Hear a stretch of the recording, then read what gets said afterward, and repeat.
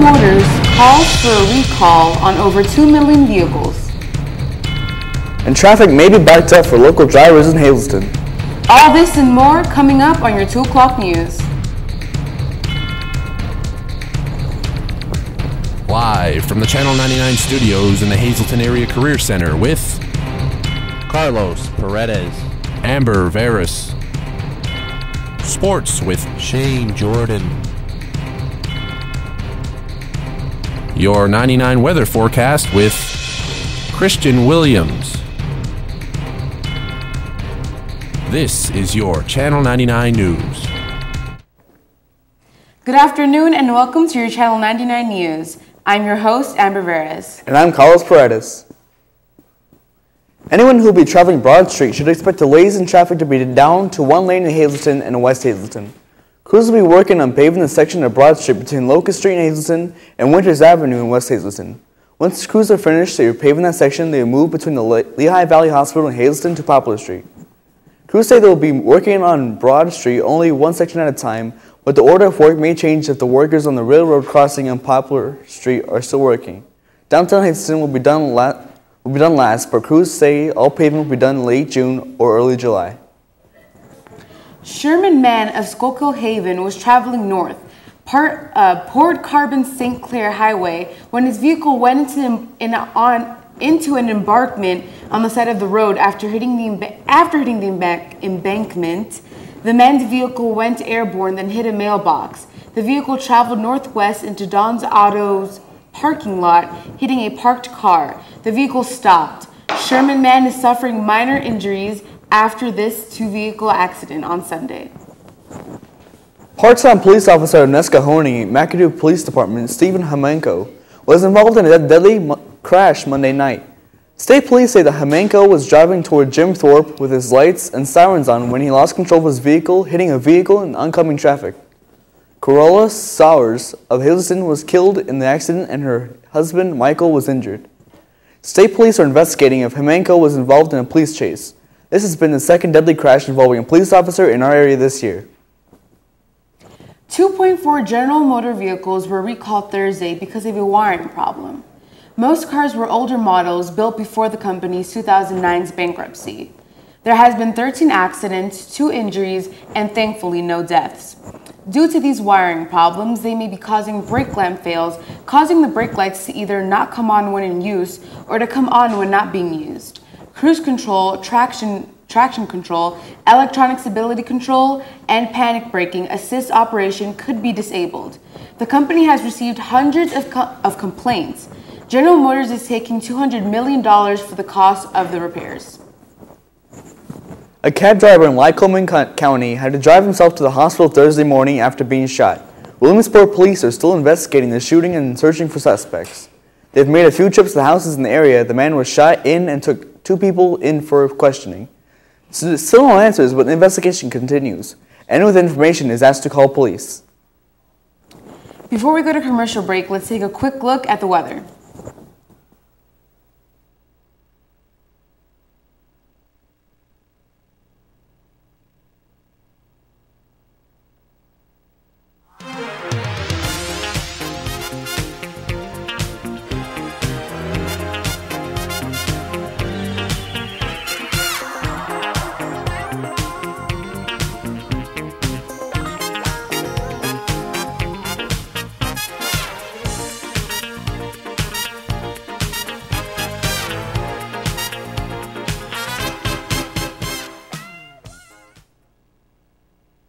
Welcome to Channel 99, featuring the award-winning student-produced news now being broadcasted live over Service Electric Cable and YouTube every Tuesday through Friday at 2 p.m. We'll see you then, or check us out anytime at our website at www.bctv99.com.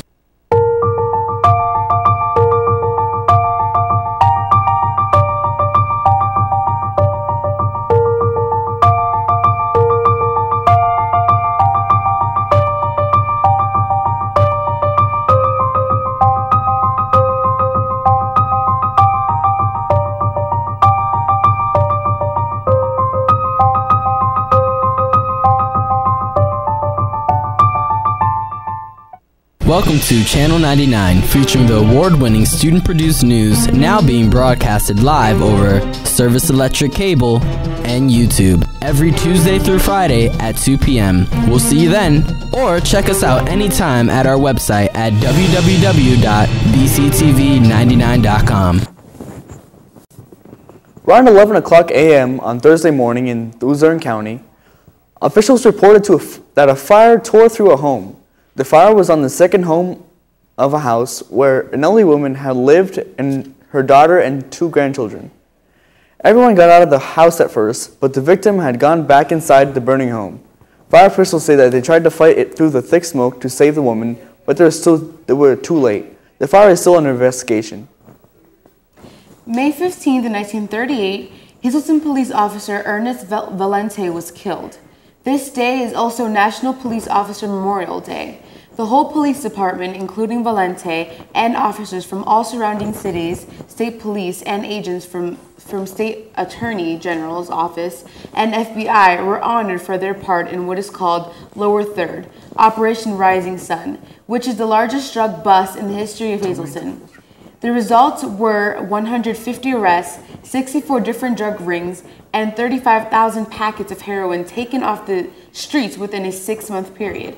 Police Chief Frank DeAndrea presented the medal and certificate to Valente's grandson, Michael Sisto. Cunningham will be holding community yard sale May 4th from 9 o'clock a.m. to 3 o'clock p.m. All local residents are invited to participate. If you have anything you may not want, residents are asked to gather everything together and set up a table to display them. Junedale will hold their annual yard sale this Saturday, May 17th from 9 a.m. to 4 p.m. at Victoria Bible Church. McAdoo will hold their annual yard sale on July 12th. This yard sale includes McAdoo and Clare's area. Applications to set up your own yard sale are now available and are due by July 1st. The cost is $5. For more information, contact Karen running the event at 570-929-1774 or Mary at 570-929-3658. The Hazleton Area Career Center hosted their annual awards night honoring the achievement of students in the Hazleton Area Career Center. Over $10,000 in scholarships and awards were presented to the students for their achievements. Congratulations to all students, including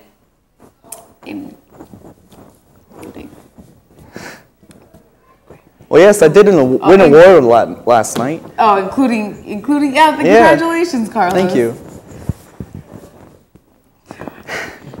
In other news, the Department of Education is forcing standardized curriculum all over the United States. Here's Francesca Martinez with more. The U.S. National Common Core learning standards are on a rise. Parents nationwide are frustrated with their elementary school children's math homework. Subtracting, multiplying, and dividing has become as complicated as calculus. Parents are stuck on terms like rectangular array and area model. A mother from California's daughter has to know 4 different ways to add. She feels it's way too much to ask for her first grade daughter. National Council of Teachers of Mathematics has quoted that we want students to understand what they're doing, not just get the right answer. Stanford University mathematician calls the reformed math-inspired standards a complete mess, too advanced for younger students. Pennsylvania has signed on the National Common Core back in 2010 but developed its own version, but many parents still say they've been on their own, complaining that districts have unwelcomed the new math curriculum. Francesca Martinez, Channel 99 News. Drums Elementary Middle School PTA invites anyone in the community to their annual Kids Night on Thursday from 5 to 8 p.m. at Drums Elementary Middle School. Entertainment will be provided by all dancing at 6 p.m. and Tri-County Martial Arts at 7. There'll be also games, tricky trays, food, and a bake sale. Stay tuned for Shane Jordan on sports.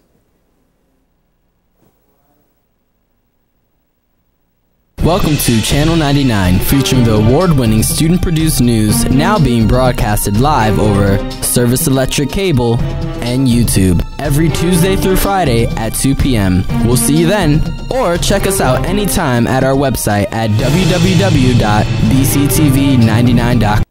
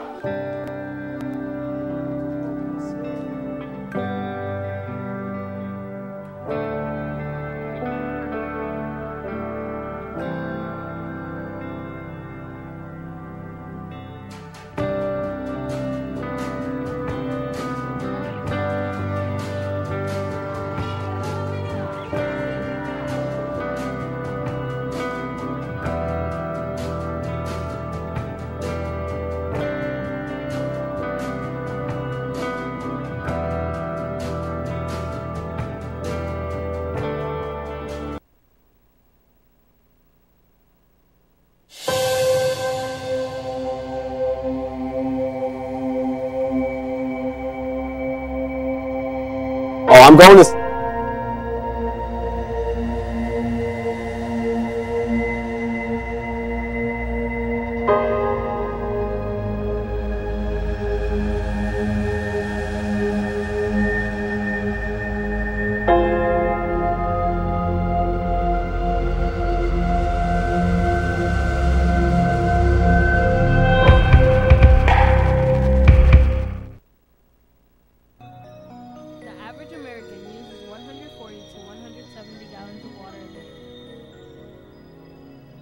A leaky faucet can waste 100 gallons a day.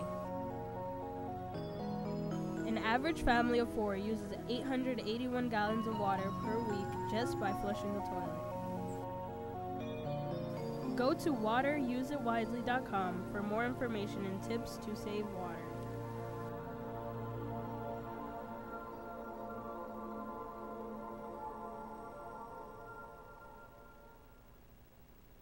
Welcome to Channel 99, featuring the award-winning student-produced news now being broadcasted live over Service Electric Cable and YouTube every Tuesday through Friday at 2 p.m. We'll see you then, or check us out anytime at our website at www.bctv99.com.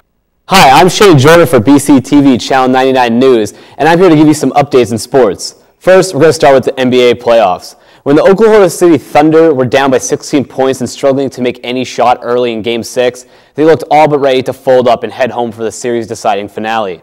Instead, Kevin Durant shouldered the Thunder and carried them into the fourth quarter, where they demonstrated a poise of a championship contender.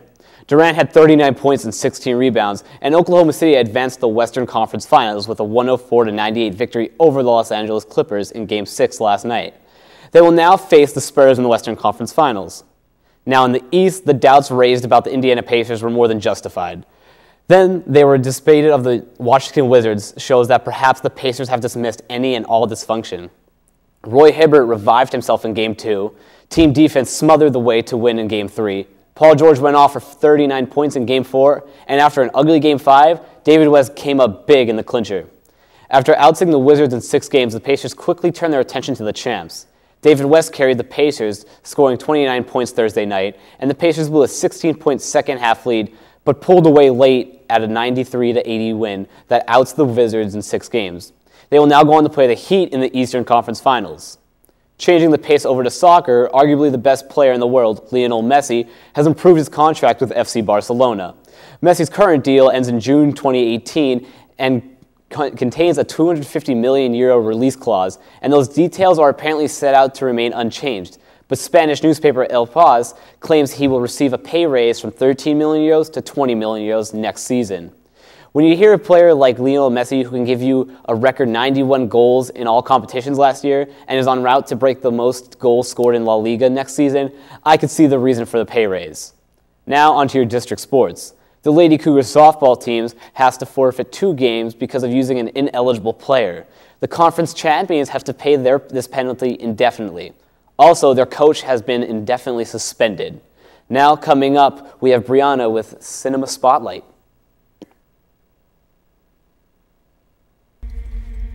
In 1954, we awakened something.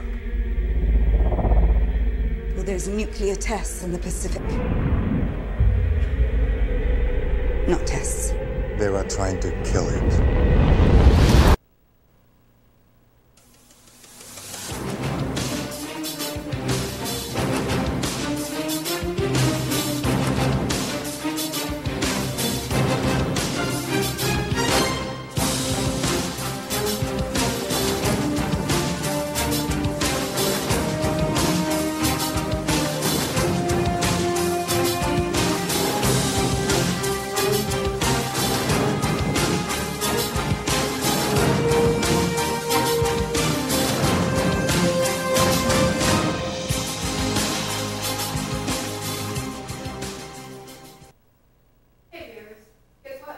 Only me today.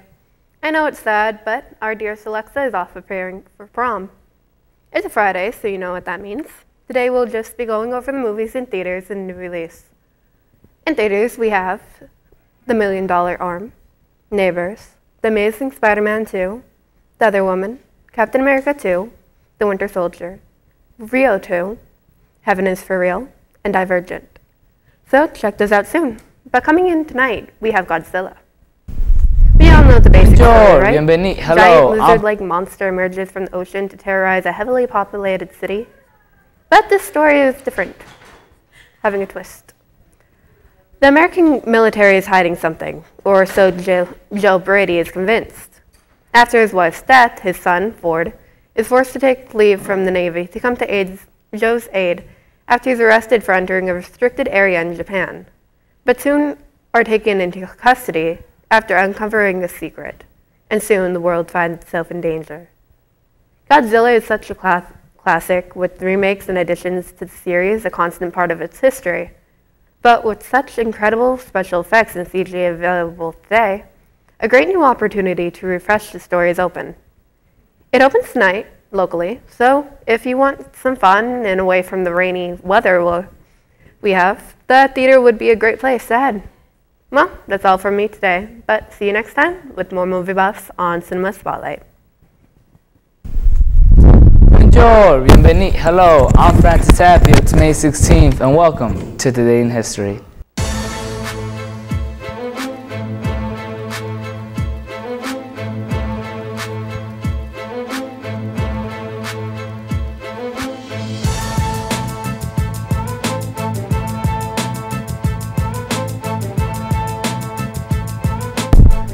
Let's get started, shall we? It's 1985. Michael Jordan was named Rookie of the Year for the NBA. Jordan was already the #1 draft pick last summer, so people were expecting a lot out of him. And boy, did he deliver, finishing 3rd in scoring with 28 points per game, and 4th in steals with 2.39 a game. He played all 82 games of the season and led the Bulls in scoring, rebounds, assists, and in free throw percentage. And in 1968, an earthquake killing 47 people in Japan hit off the coast of Aomori and Hokkaido. The magnitude of that earthquake was 8.3 and damaging many railroads and buildings, roughly around 200 places, due to artificial embankments. And back into 1920, Joan of Arc was officially recognized as a saint to the Roman Catholic Church. Joan of Arc, if you didn't know, was considered the heroine of France. Nicknamed the Maid of Orleans, she led the French army to victory over the British at Orleans at the age of 18. Captured a year later and buried by the English, the French commemorized her victory by making her a saint 500 years later on May 16th, 1920. I'm Francis Tapia. Thank you for watching Today in History. Happy birthday.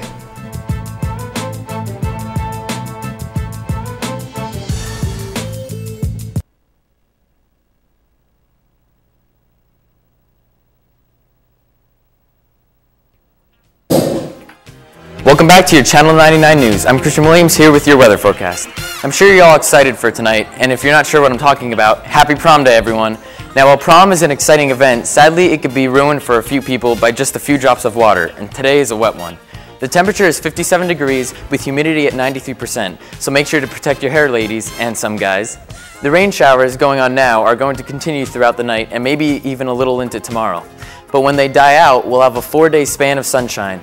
The highs for the weekend will hover around the lower 60s with lows in the 30s and 40s. Wednesday will bring more rain, but we don't want to talk about that. That's all for your weather forecast. For those of you going to prom, make sure to stay safe and try to stay dry.